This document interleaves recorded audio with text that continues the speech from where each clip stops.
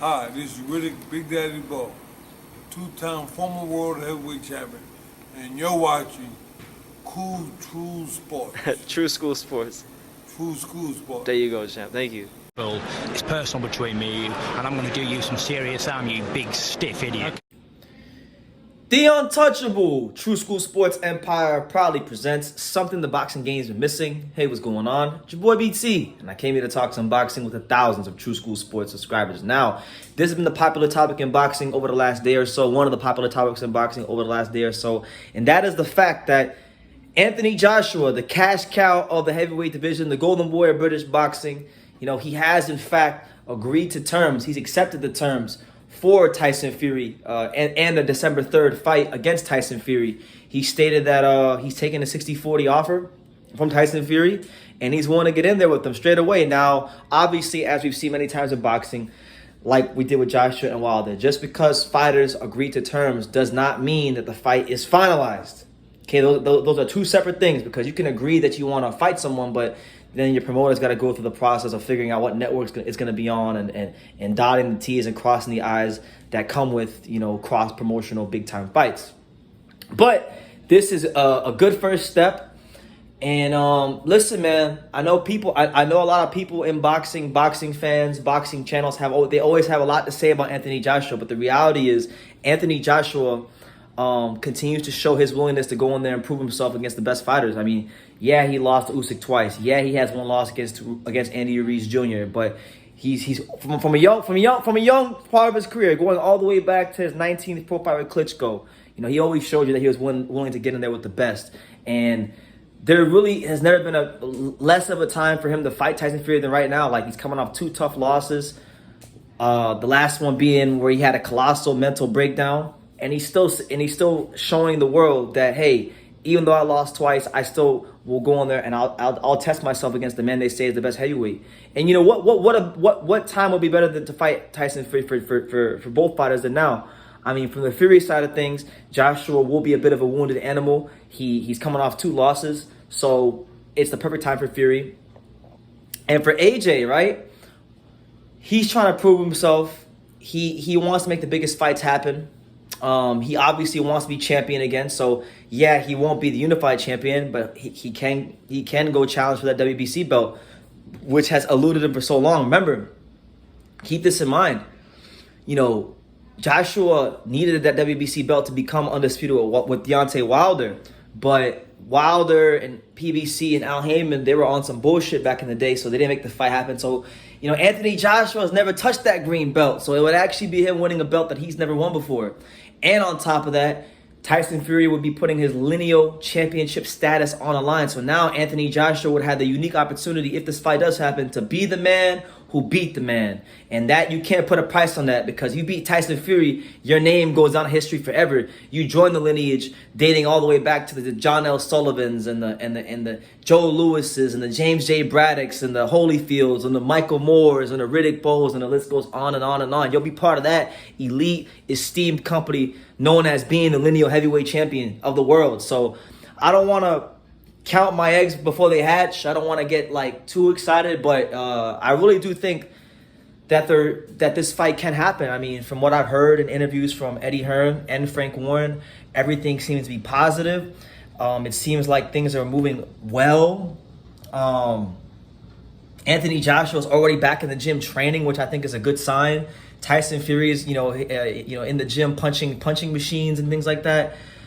So I don't see for Tyson Fury, right? Because Tyson Fury, he is the cash cow of the division. He is the Dundada of the division. He is the most creme de la creme, top shelf fighter heavyweight boxing has to offer at this moment in time. And he wants the big nights. He wants the big occasions, right? And we know that Deontay Wilder is fighting Helenia, and Tyson Fury already sparked him out. So really, the only other big name of his era that he's really never fought was Joshua.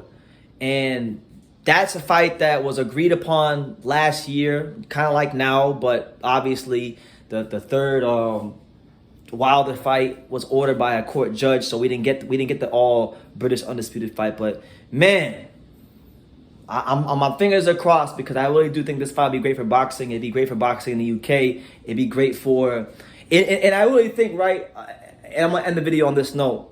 from the Anthony Joshua side of things, because like I'm a fan of both fighters, but I've always been a bigger fan of Fury. But I'm also a pretty big fan of AJ because I feel like AJ carried this division for about a good solid year and a half. When Fury was out and Wilder was in witness protection, not fighting anybody who wanted to see him fight, Anthony Joshua was doing the heavy lifting in this division. And people are very unappreciative and they have short memories and they say he sucks and this, that, and the third. But Anthony Joshua is well within his rights and in his means to take a tune-up fight. He could go fight, you know, a lesser heavyweight and go get some wins under his belt. And get paid handsomely and nicely for it, I might add. But what he's doing is he's looking for the biggest challenges. He's challenging a guy that I truthfully believe and I've always believed that he will go down as one of the all-time greats in heavyweight box history in Tyson Fury. I'm gonna say this: Anthony Joshua. I know a lot of people were saying that he was an underdog against Usyk, but now he's truthfully against all odds because the perception is going to be going in. You know, he's coming off 2 losses. Tyson Fury's never been beaten before. Tyson Fury's shown the ability to outbox people using his speed. He's shown the ability to outpunch people using his power with that Kronk style that Sugar Hill Stewart has him fighting now. So Tyson Fury has shown himself of this era to be the most versatile heavyweight there is.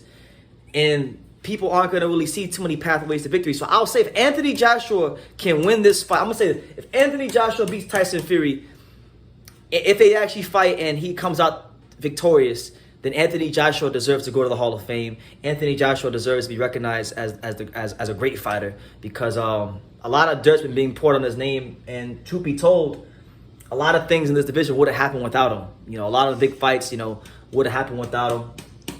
And he's really been the guy that's been wanting to take on all comers. If fights haven't happened in the past, it's because of the other guys, whether it be Fury or Wilder. And I like, and this is me saying this as a massive Tyson Fury fan. Tyson Fury is one of my favorite boxers, but Anthony Joshua deserves his due. He deserves his credit, and at least we've taken that first step in hopefully getting this fight done. So yeah, that's the news. Anthony Joshua accepts the 60-40 split as the underdog, as the B-side, as the guy that is coming in with no belt, as the guy that will finally get the challenge for the 2 things he's never had in his career. He's never had the lineal heavyweight title of the world, and he's never had the WBC championship of the world because Deontay Wilder and PBC didn't want no smoke back in the day. So that's what it is. Let me know what you guys think in the comments down below. Do you think this fight happens, or is it like last time? Is it all just bullshit? Let me know in the comments down below. Let me know what kind of chance to give an age in the comments down below. Make sure you guys take the time to subscribe. And like I say in every single one of these videos, you can love me or you can hate me, but I'm just a kid from Daniel. So until next time, take care, guys. And I think True School Sports, he's the truth. One of the best YouTube, the best. Ooh, the number one. Number one. Brandon, you've been there, man, and you're building up a good following with us. Thank you. And I'm proud to be a part of what you're doing too. You are spectacular, and thank you, man. All the best to True School Boxing and keep up the good work.